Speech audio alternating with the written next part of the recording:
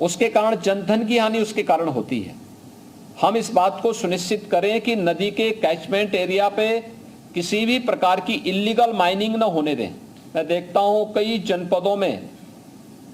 नदी के catchment area से लोग मिट्टी निकालते हैं, वहां पे इल्लीगल माइनिंग करने लगते हैं या वहां पर अन्य ऐसी गतिविधियां करते हैं जिसके कारण नदी के कैचमेंट एरिया के साथ खिलवाड़ होता है और फिर वह बाढ़ को आमंत्रित करता है और उसके कारण भी जनधन की हानि होती है।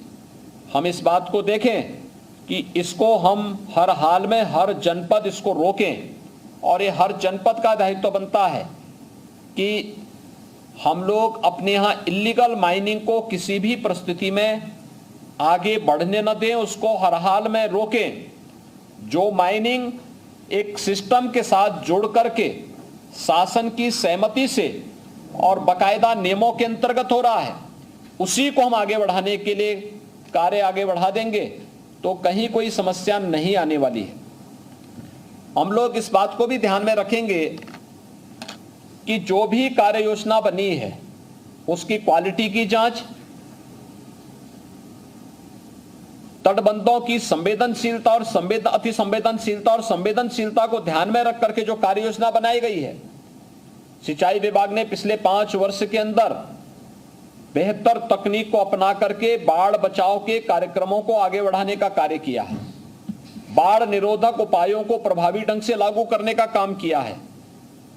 हर जनपद जो भी बाढ़ के प्रति अति संवेदनशील हैं वे इसे वहां पर लागू करें। सबसे बड़ी जिम्मेदारी सिंचाई विभाग के ऊपर आएगी, लेकिन अन्य जिन विभागों की चर्चा यहां पर अभी मैंने की है, ये सभी विभाग जनपद के अंदर भी होंगे। जनपद के अंदर भी इनके साथ बैठ करके जिलाधिकारी जनपद स्तर पर जनप्रतिनिधियों के साथ भी बेहतर संवाद बना करके इस बात को सुनिश्चित करेंगे कि कार्य योजना जो बनाई गई है वह व्यवस्थित रूप से लागू हुई है या नहीं हुई है। ऐसा नहीं कि हम बाढ़ आने का इंतजार कर रहे हैं तब आप नाव की व्यवस्था करेंगे, बाढ़ आने का इंतजार करेंगे तब आप चारे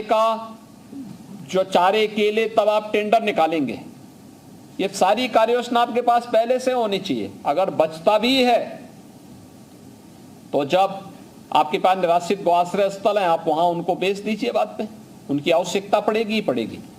लेकिन आपके पास हमेशा एक स्टॉक इस प्रकार का होना चाहिए जहां पर आप पर्याप्त मात्रा में बाढ़ पीड़ितों के लिए खाद्यान्न और राहत पैकेट बनाने की व्यवस्था के साथ साथ जो वहां पर बाढ़ के कारण जिन पशुओं को सुरक्षित स्थानों पर पहुंचाने की कार्रवाई होगी उन्हें आप पर्याप्त मात्रा में उनके लिए भी चारे की व्यवस्था दे सकें और इसे हमें प्रभावी ढंग से आगे बढ़ाने की कार्रवाई करनी चाहिए। आधुनिक तकनीक का उपयोग करना चाहिए और हमारा प्रयास होना चाहिए